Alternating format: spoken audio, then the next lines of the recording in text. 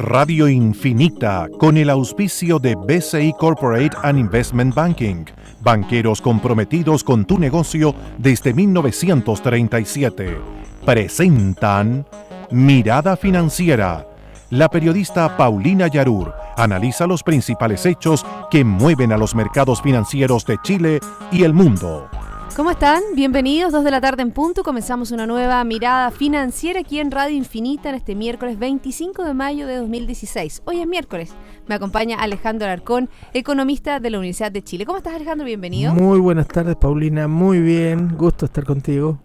Igualmente, vamos a ir analizando qué ha pasado en el día de hoy. Tenemos la encuesta de operadores financieros, tenemos buenas noticias, le dio un espaldarazo al Congreso en Brasil, a Michel Temer, tenemos algunos datos con respecto a la economía europea, eso y mucho más, pero antes le vamos a dar los indicadores económicos. ¿Cómo han estado las bolsas positivas en el día de hoy? La verdad que las que revisamos todas en azul o en verde. Hay algunos que no les gusta que diga azul. Verde, azul, positivo.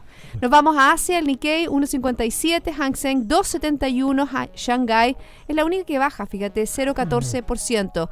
Europa, el FTSE 100 de Londres 1.71, CAC 40 de París 1.13, DAX alemán 1.47, hay buenos datos de la confianza alemana, el IBEX 35 2.32. En Estados Unidos el Dow Jones crece un 0.92, Standard & Poor's 0.85, Nasdaq 0.82. A nivel local el IPSA sube un 0.11% y el IGPA también aumenta un 0.09%. ¿Qué pasó hoy día con el cobre? Tuvo un leve retroceso de 0.02, pero la verdad que mínimo. Ayer tuvo una jornada positiva, llegando a un valor de $2.10.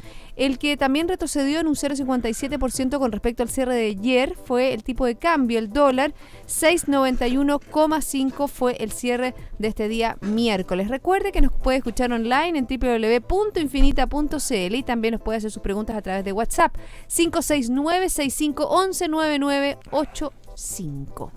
Partimos por la encuesta de operadores financieros, Alejandro, ¿te parece?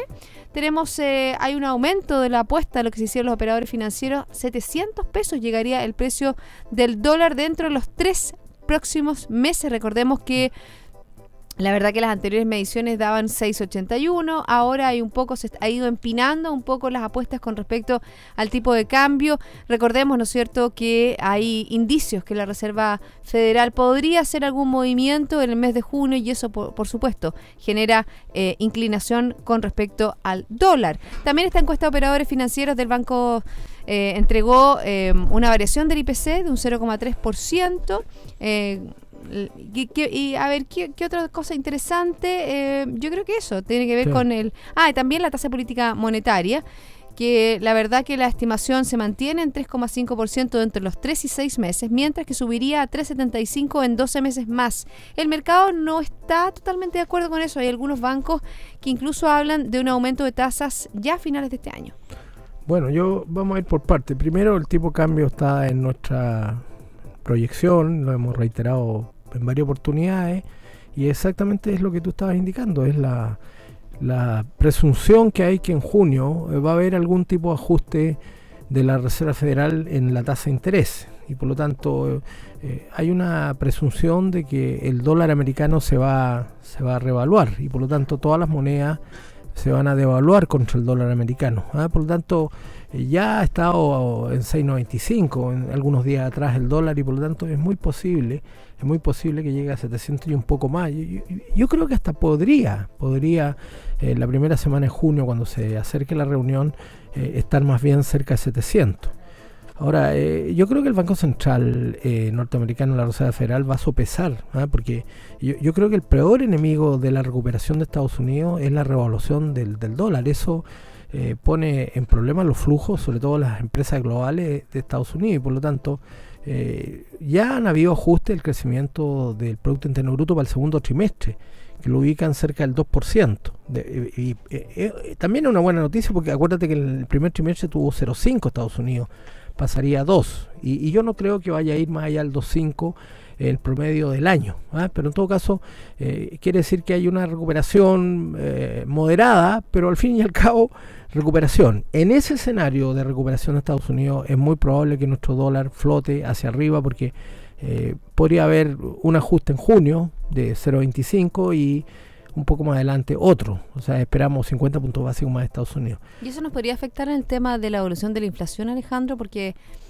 claro, si bien las opciones de inflación están más bien ancladas, pero eso tiene que ver con tipo de cambio. Sabemos, ¿no sé, que hay un traspaso importante a inflación? La respuesta va a depender de cuán fuerte sea el impacto de la revaluación del dólar. Yo creo que el Banco Central de Estados Unidos, que preside la señora Yellen en la Reserva Federal, no quiere provocar impacto demasiado fuerte. Entonces lo que podemos esperar es que de alguna u otra manera trate de manejar la política monetaria en Estados Unidos de manera de que la revaluación del dólar sea moderada. Si la revaluación del dólar es moderada, la devaluación del peso va a ser moderada y por lo tanto va a haber un impacto, pero no tan fuerte. Por eso, y nosotros lo adelantamos, cuando acá se escuchaba una especie de vocerío, a propósito que ahora el país está lleno de voceríos, muchos voceríos, cuando todos los vociferantes, en este caso técnicos, analistas, etcétera, estaban diciendo que era imposible que el Banco Central nuestro ajustara la tasa de interés. Ahora,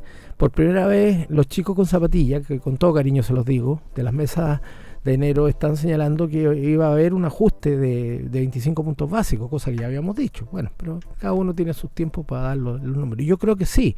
Y si ocurre lo que tú estás indicando, Paulina, de que se nos encabrite un poco la inflación de nuevo y no mantengamos el ancla inflacionaria, que la tiene anclada el Banco Central efectivamente, podrían haber dos. Yo en este momento me inclino con esta información porque va a haber un alza más y probablemente va a ser en agosto o en julio-agosto. Por ahí va a venir el alza. Incluso tú la provés bastante antes de lo que opinan la mayoría del mercado, porque hablan de a fin de año. Si ellos se corren, yo también me corro. Pues, ellos decían que no hay ninguna.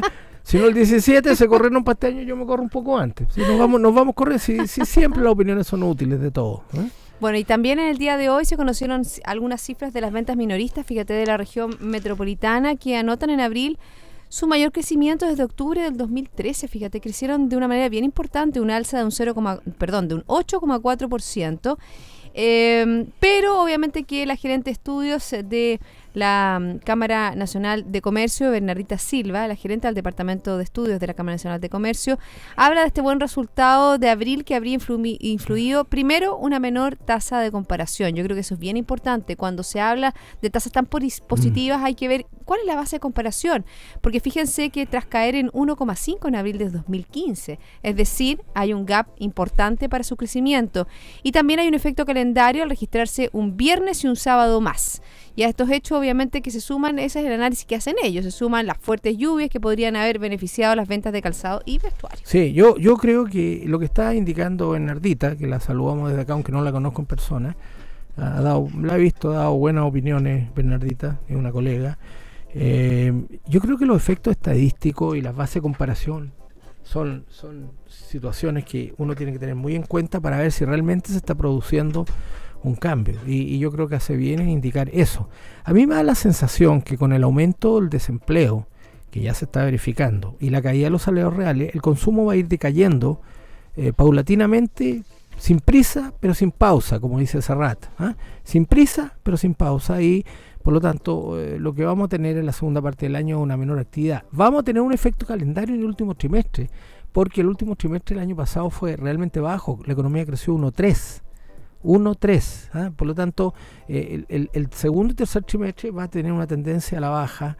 Yo ya me lo juego por un IMASEC. ¿Lo anunciamos, Paulina, el IMASEC? Dale. El IMASEC que tendría que salir, que es el IMASEC de abril, que es el primer mes del segundo trimestre, yo creo que va a andar muy cerca del 1,5%, que marca la tónica del año. Bajo el sub 2, está sub 2. Estoy sub 2, soy de la sub 2. Bueno, hablemos un poco también la próxima semana, sí, los primeros días creo que no sé si la próxima o la subsiguiente, tenemos nuevamente este análisis que hace el Banco Central. El IPOM, tenemos el IPOM del Banco Central en el Congreso Nacional. Yo creo que ahí va a ser bien interesante ver cómo se ajustan las proyecciones. En la primera semana de junio, ¿no? Me parece que la primera semana de junio, es que no tengo claridad. No, yo tengo día porque es. Me llegó la invitación. Yo lamentablemente no voy a poder asistir y pido excusas desde allá porque voy a estar en Lima. Tu ciudad favorita. Mi ciudad favorita, exactamente. Sí, tengo una reunión allá, así que no voy a poder estar, lamentablemente. Bueno, vámonos a otro caso que tiene que ver con otros antecedentes que hemos hablado aquí en el programa, el caso Arcano, ¿no es cierto? Hace Inversions, y ahora tenemos otro que pinta, ¿no es cierto? Pinta como estafa piramidal. Hoy día habló el fiscal Carlos Gajardo, que tiene que ver con el titular de la Fiscalía de Alta Complejidad. No descartó la posibilidad de que la administradora de activos Rodríguez y asociados pudo haber incurrido en una estafa piramidal. Se calculó entre 300 y 400 los clientes afectados. Las cuentas de la empresa ya fueron congeladas a petición del Ministerio Público. Bueno, aquí desde estas ondas, Paulina, hemos venido comentando estas situaciones con dos características muy importantes. Primero, es que nadie supervisa ni regula este tipo de... Pero fíjate que Rodríguez y Asociados es la primera empresa de inversión cuestionada que es regulada por la Superintendencia de Valores y Seguros. Sí, pero aquí algo particular dentro de esta... El problema está que se parece o hace una función que hacen los bancos, que es captar dinero al público. Si esas son las dos que están en estos momentos demandadas, que son AC Inversors y Arcano, tienen demanda por el artículo 39 de la Ley General de Banco. Y a mí me parece que aquí también las van a demandar por eso. Entonces, ahí viene mi crítica, que dentro de la reforma del mercado de capitales debiese incluirse un estudio que se hizo en Estados Unidos y que dio lugar a la famosa legislación Dodd-Frank, ampliamente conocida.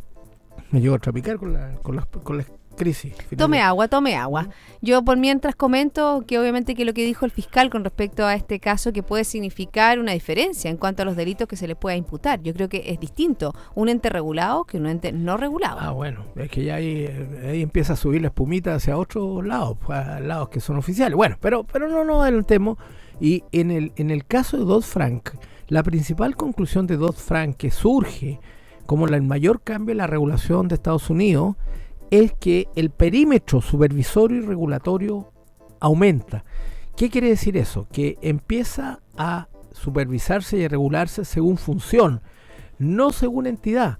Porque la antigua aplicación de la ley bancaria, por ejemplo, en Estados Unidos, que se aplicaba cierta regulación y cierta supervisión solo a los bancos.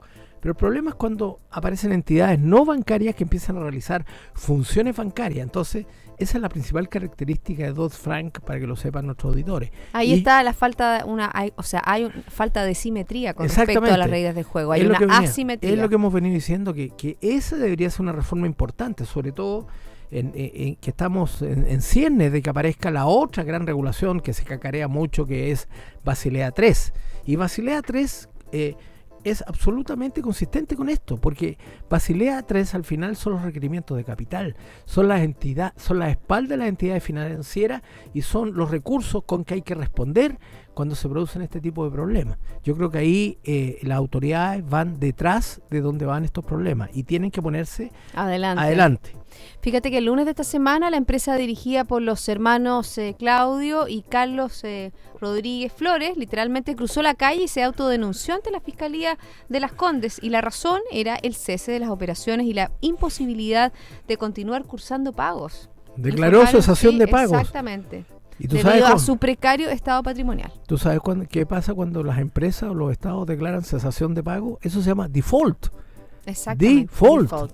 O sea, ellos se declararon en default. Es muy grave. Sí. Es muy grave. Y si está la Superintendencia de Valores en el medio, yo creo que sería bueno que el Superintendente de Valores diera una cierta indicación de cuál es el grado que ellos han autorizado, cómo esto es compatible con lo que está pasando y cómo se le responde a los afectados, que son los dolientes en este caso. Bueno, ahí está de nuevo un tema que hemos conversado también en este programa. ¿Qué pasa, no es cierto, con este ente, primero que nada, regular o no regular? Pero también qué pasa con esta educación financiera que debiera tener las personas. Nosotros aquí en el programa tratamos de entregar algunas herramientas y lo hemos dicho muchas veces, no confiarse en comisiones o en perspectivas de ganar demasiado. Tanto dinero. Eso es lo que en la película de Wall Street, que lo hemos comentado tantas veces. Wall Street, la primera, la segunda un bodrio. La primera, donde sale el famoso Michael Douglas, que está muy enfermo, pobre. Michael Douglas personifica a Gordon Gekko, el gran banquero, entre comillas, exacto, de Wall Street, y donde en una junta de accionistas pronuncia la frase famosa que viene a este caso. Dice, greed is good, que significa la codicia es buena. y todos aplaudían, y es extraordinario. Y les vuelvo a decir a nuestros queridos y queridas auditoras y auditores, la codicia no es buena. La codicia es mala. La codicia lleva a este tipo de decisiones, y al final el costo es que nos quedamos demasiado alto, con una mano adelante y otra atrás. Exactamente. Bueno, ¿y qué pasa con los otros casos? Hoy día también hay novedades con respecto a Alberto Chang. Fíjate que la Corte Suprema rechaza inhabilitar al juez y reactiva el proceso de extradición contra Alberto Chang. Exactamente, ese es un proceso que no solo se está dando en nuestro país, sino que también se está dando a través de la SEC en Estados Unidos. Es un proceso en evolución. Yo no sé qué le conviene a Chang, porque desde el punto de vista de que si lo van a agarrar, yo que Chang me vendría a Chile, porque si lo agarran en Estados Unidos no sale más, sino que le pregunte a Madoff. Que le pregunte a Madoff. Acá en Chile las leyes son mucho más débiles en ese aspecto, y yo creo que nosotros estamos requiriendo una legislación mucho más dura, porque si no se producen este tipo de abusos. Chang, exactamente. Bueno, y con respecto a noticias que tienen que ver con cómo van el tema internacional, hoy día tuvimos algunas informaciones con respecto a Brasil, lo comentaba al inicio del programa, y fíjate que es una buena noticia para el gobierno de Michel Temer. Tuvo un triunfo en el Congreso, porque el Congreso brasileño aprobó en la madrugada de este miércoles un nuevo objetivo de déficit fiscal para el 2016, esta primera victoria legislativa de este nuevo gobierno. La aprobación del objetivo se logra luego de la renuncia del lunes del ministro de Planificación en medio, ¿no es cierto?, de las acusaciones de conspirar para obstruir la investigación de los famosos llamados lavado de auto, ¿no es cierto?, ese fraude con respecto a Petrobras y este lavado de autos que estaba. Sí. Oye, y pasó otra cosa que habíamos comentado cuando se produjo la destitución o suspensión, como se dice, de la señora Rousseff. Dilma Rousseff, de la señora Dilma. La señora Dilma que nosotros dijimos que muchos de los que estaban reemplazando tenían también cuentas. Bueno, a uno ya le pasó la planadora. Bueno, ahí está, pues el ministro de Planificación, y ese es el gran problema que hay en Brasil. La verdad que hay muchas acusaciones, dicen que más de la mitad del Congreso. Entonces, obviamente que eso genera dudas, y vamos a ver cómo le va. Todos esperamos que le vaya bien al gobierno de Temer con estas medidas de ajuste fiscal para una tremenda economía que está muy delicada como es la de Brasil. Y déjame decir, a propósito de la educación financiera, que me dejan botando la pelota en el área chica, como dicen en la jerga futbolística. Ya, pues, mete el gol. Voy a meter el gol porque lo que está proveyendo Brasil es lo que se llama entre los economistas el superávit primario, es decir, que los ingresos versus los gastos sin deuda en el medio tienen que ser positivos. ¿Para qué? Porque los países que están endeudados requieren que tener un superávit primario para pagar la deuda de tal manera que la deuda no se vaya al infinito, no explote, y por lo tanto el fisco no se torne en insolvente. Para que la prima de deuda, es decir, para que baje la prima de deuda.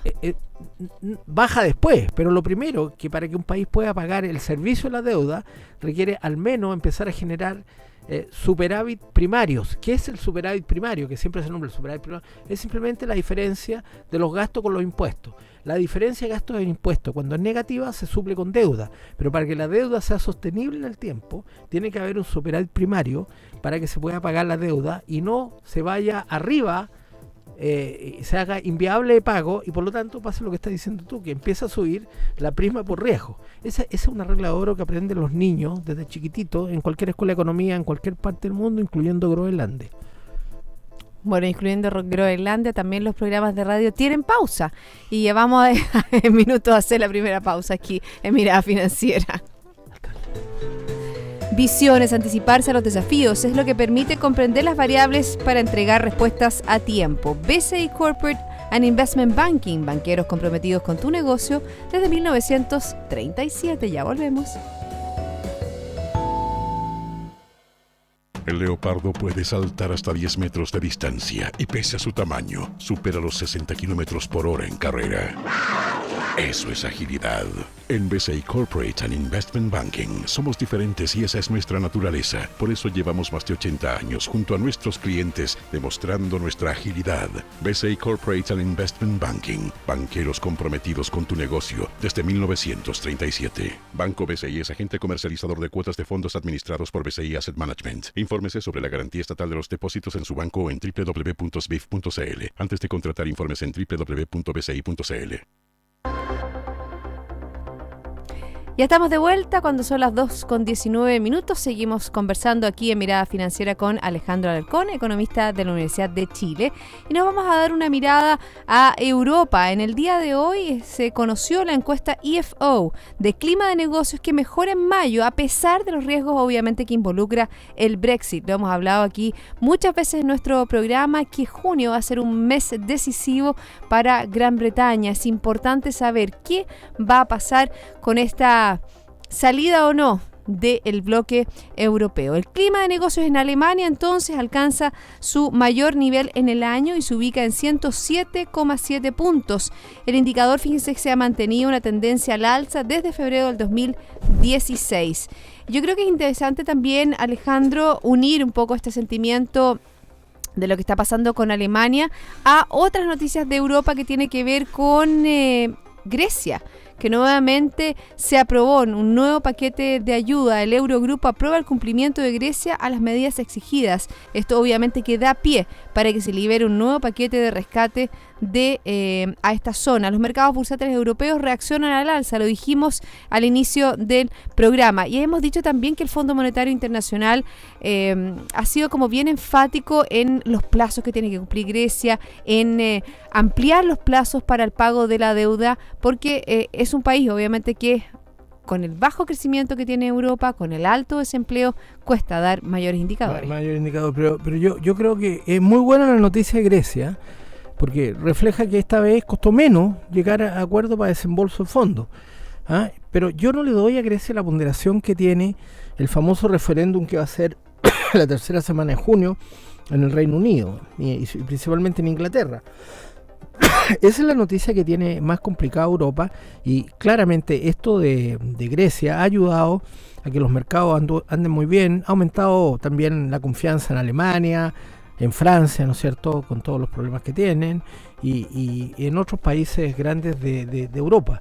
Por lo tanto, mi recomendación para Europa, aquí nos pasamos al terreno de la renta variable, ¿no es cierto?, es mantener, no subir demasiado involucrarse con más renta variable en Europa, pero sí no botar tampoco papel Europa. Ese es el peor error. Europa se va a recuperar más lento, ya lo estamos viendo en los números, y lo único que podría hacer cambiar dramáticamente mi comentario es que Inglaterra, claro, que se apruebe el Brexit, ¿no es cierto? Y ahí, pero las últimas encuestas están dando ganador al Brexit nuevamente, porque no al Brexit, a seguir dentro de la Unión Europea. Claro, a seguir dentro de la Unión Europea, pero las encuestas anteriores mostraban que era muy... O sea, ha primado la opción de mantenerse. Yo creo que ha primado la opción, y vamos a ver cómo viene a medida que se vaya acercando. Estamos aproximadamente a un mes de que sea el referéndum, por lo tanto, como dice los Estados Unidos, too close to call, o sea, está muy cercano para decir que ganó una opción y la otra, pero yo tengo la sensación de que al final va a primar lo que prima en los países desarrollados, que es el sentido común. El sentido común yo creo que es la ley más importante del Homo sapiens, de los hombres, de los que viven en países civilizados. Si el sentido común me dice que la salida de Inglaterra puede causar un problema severo a Europa en primer lugar y al mundo después, yo creo que el Brexit no va a provocar una salida del Reino Unido de Europa. Bueno, eso con respecto al Brexit y a la zona euro. Te quiero traer a Chile, porque la verdad que me encantaría conocer tus comentarios del discurso de la presidenta del 21 de mayo. Durante toda esta semana hemos visto lo que se dijo, lo que no se dijo. Fíjate que hoy día le mandamos un saludo aquí a Bernardo Fontaine, que refutó al ministro Valdés. Dice, se pueden tomar medidas concretas pro crecimiento sin que la nueva mayoría renuncie a sus principios, porque obviamente que el kit del asunto, todas las miradas estaban centradas en cuántas veces la presidenta había hablado del crecimiento, qué pasaba con las medidas concretas. ¿Qué te pareció el discurso? Mira, primero no quiero ser duro, porque esta semana me han dado duro en las redes sociales, lo que no me importa nada, para ser bien franco. Hay mucha gente que confunde el cerebro con el estómago, entonces contesta como si fuera el estómago el que está hablando. Entonces, en primer lugar, quiero decir que un discurso, y en particular el discurso el sábado, no cambia en nada, subrayo, en nada la trayectoria que tenemos de crecimiento para este año y para el próximo.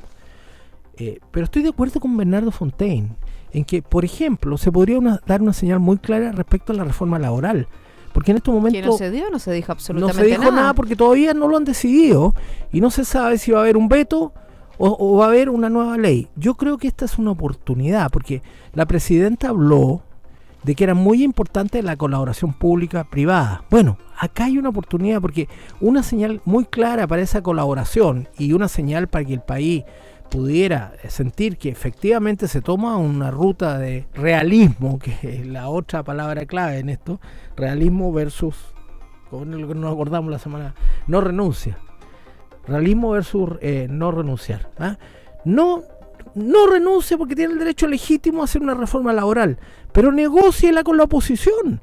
Es la oportunidad. Y además daría una señal tremenda de unidad al país para que los efectos de esta reforma laboral no tuvieran los efectos sobre el desempleo que, como dijimos al comienzo del programa, ya se comienza a poner como una situación delicada para el crecimiento de la economía. Y la otra es sin duda el proceso constituyente. El proceso constituyente es muy delicado porque en un momento que hay mucha incertidumbre que se refleja en las decisiones de gasto privado, creo que es el peor momento por una verdadera campaña que he visto. Y ahora que se ha restado la oposición, que fue duramente fustigada por la mandataria, le dio muy duro a la oposición por haberse restado del proceso constituyente. Yo creo que este no es el momento para discutir una situación de ese tipo. Bueno, eso con respecto al proceso constituyente, y a mí me gustaría hincar más en el diente lo que significa el crecimiento de la productividad. Yo creo que eso es fundamental. Fíjate que incluso estaba viendo declaraciones de Joseph Ramos, quien ha liderado, ¿no es cierto?, este consejo para lograr una mayor productividad, que ellos mismos les gustaría empezar a generar datos, empezar a generar propias estadísticas con respecto a la productividad. Yo creo que eso es lo más importante. Y lo dijo la mandataria en su discurso, que cada una de las medidas iban que se empezaran a evaluación, iban a medir el impacto de la productividad. Yo creo que ahí es donde nosotros deberíamos estar, poner nuestros focos, poner nuestras fichas en algo que nos incluya a todos, porque la productividad no es solo a las empresas, hay productividad en la vida diaria y en todos los estamentos del orden público y privado. Bueno, yo creo que el tema de la productividad en los últimos años, tal vez 10 años, han habido muchas comisiones de productividad, pero en los últimos 15 la productividad ha sido cero o negativa, por lo tanto no han dado resultados. Por lo tanto, la razón de que eso no haya ocurrido, que el enfoque, en mi opinión, para que aumente la productividad, es enfocarse en los principales mercados de factores de la economía, que son el mercado del trabajo, donde vamos en dirección contraria, en mi opinión, con más rigideces, más restricciones y por lo tanto más desempleo. No hay medidas que busquen flexibilizar, que busquen darle la oportunidad al trabajo por cuenta propia, ¿no es cierto?, que ha estado creciendo en los últimos años y sobre todo los años en que empezó la desaceleración. Y también hay que ser justo, en el mercado de capitales no han habido reformas importantes y los anuncios que hemos tenido son tibios. Fíjate tú que los dos anuncios que se han hecho en el mercado de capitales, uno de los grandes, uno tiene que ver con que vamos a incorporarnos a Basilea 3, que es de perogrullo, porque Basilea 3 es el estándar que va a requerir todo el sector financiero. ¿Cuándo tenemos que incorporarnos? De acuerdo a lo que ha dicho el gobierno, hay un número de años importante, entre 4 y 5 años. Y ahí estaríamos con todas las bases, estaríamos en la misma línea que los países de la OECD. Eso es, pero además el cambio más importante es que no solo se requeriría capital para lo que se llama el riesgo de crédito, sino también un riesgo que es cada vez más importante, dado que estamos cada vez incorporando más tecnología. Tú estás experta ahora en tecnología, Paulina, después. Sí, estuve en un seminario, un desayuno hoy día a la mañana con respecto a los pagos móviles. Hay que agregar capital también para mitigar riesgos operacionales, que se llama. Pero eso de perogrullo. Y el otro anuncio es que va a haber una autoridad unipersonal a cargo de la superintendencia de banco. No un cuerpo colegiado. Entonces, como en la superintendencia como en Estados Unidos. Como la Comisión de Valores en Estados Unidos, que era un poco las propuestas dentro de las cuales se estaba hablando, de tener un cuerpo colegiado para que la decisión no solo recayera en una persona, sino que en un grupo de personas. ¿Cuáles son las reformas que faltan en el mercado de capitales? Aquí tenemos dos problemas. Uno, ¿cómo bancarizamos más? ¿Cómo hacemos más inclusión financiera? Eso por el lado doméstico. Y por el lado de los grandes números es cómo generamos estructuras de mercado para que el país esté más integrado a los mercados financieros internacionales, a los mercados globales. Yo creo que ahí no han habido cambios y yo lamento mucho tener que decir esto. ¿Y qué te parece que Metro quiera con su tarjeta VIP ser una forma de pago? ¿Tú crees que es posible? Yo tengo 2 respuestas para eso, Paulina. En primer lugar, el metro no funciona en todo Chile. Y sería una señal muy penca de centralización en lugar de descentralización. Segundo, que para que esto opere bien, el Estado va a tener que invertir 28 millones de dólares, porque no es solo que las personas tengan la tarjeta VIP, sino que tenga la tecnología. Que tenga la tecnología y que tenga la seguridad. Tú estás experta en esto, que tengan la seguridad. La seguridad que la red en que se va a utilizar esta tarjeta donde se transmite la información, efectivamente sea una red segura y que no van a haber fraudes. Ese es el problema. Esa es la garantía que dan en estos momentos las redes bancarias. Perdónenme, las redes bancarias generan muchas veces o reportan fraudes o otro tipo de situaciones, pero son mínimas, infinitesimales. El problema es cuando empieza a ser una cuestión, y hemos tenido fraudes por el uso de redes no bancarias. ¿Para qué vamos a seguir escarbando? Pues es famoso el caso. Exactamente. Miscuentas.com. Sí, fue con un caso con Falabella hace algunos años atrás. Así que a mí me parece muy mala idea que la tarjeta VIP sea una tarjeta de prepago. Bueno, vamos a seguir hablando de ese tema porque obviamente que la tendencia habla, ¿no es cierto?, sobre pagos móviles y también sobre todo lo que tú has dicho del mercado de capitales. Se nos acabó el programa, Alejandro. Se nos acabó el programa. Pucha, para variar, bueno, corto. Muchas gracias por haberme acompañado el día de hoy. Gracias a ti, Paulina. Muchas gracias y cariño a todas y todos. Y a todos ustedes, sigan en compañía de Radio Infinita. Nos reencontramos mañana a las 2 para dar una nueva mirada financiera. Esto fue Mirada Financiera, con el auspicio de BCI Corporate and Investment Banking, banqueros comprometidos con tu negocio desde 1937.